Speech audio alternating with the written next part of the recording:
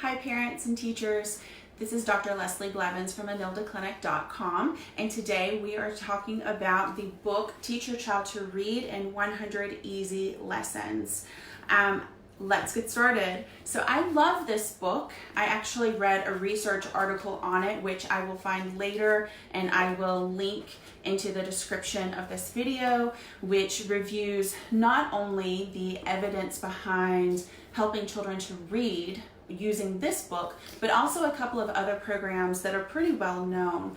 The outcomes of that research suggest that the skills that are taught in this book are very helpful, many times above and beyond those other fancy, expensive programs. And so that's why I wanted to bring up this book today, because this is a relatively affordable opportunity and tool that you can use at home with your children, parents, on a day-to-day basis, and quick and easy lessons to help your child learn how to read whenever they're a bit younger.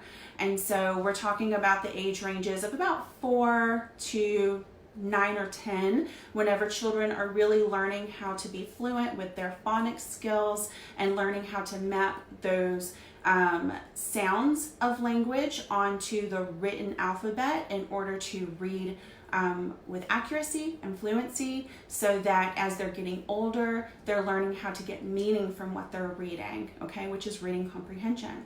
And so this is really focusing on those beginning skills, which is accuracy and fluency, or phonics, all right? And so what we know from all the reading literature out there is that phonics is key.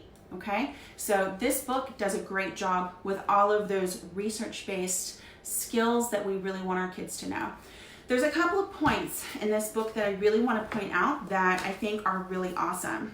One is that they start the phonics skills with the most basic skills, with your regular words that are going to map onto the alphabet in a way that makes sense to kids. And so they're going to leave out some of those silent letters, those silent sounds that are harder for kids to figure out with spelling.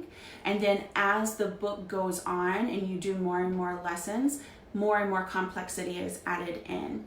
And so this is what we call an errorless learning process, where we're really starting pretty low so that the child is experiencing success with each reading lesson, and this creates momentum, and it creates a lot of opportunities for you parents out there to give praise. And remember, we've talked about praise quite a bit in previous videos here on Enilda Clinic, and so make sure you head over to EnildaClinic.com and review those praise videos so that you're utilizing praise along with this strategy if reading is something that you guys are working on at home to support your kid. Okay, it's really, really helpful to do that. And so we start with those regular sounds in words, those basic words, and then we're moving to more complex words. One of the things that I love about this reading program is that it also looks at orthography. And so orthography is that written, the written letters that make up the sounds that we're reading. So for instance, TH for the sound, okay, or PH for the f sound.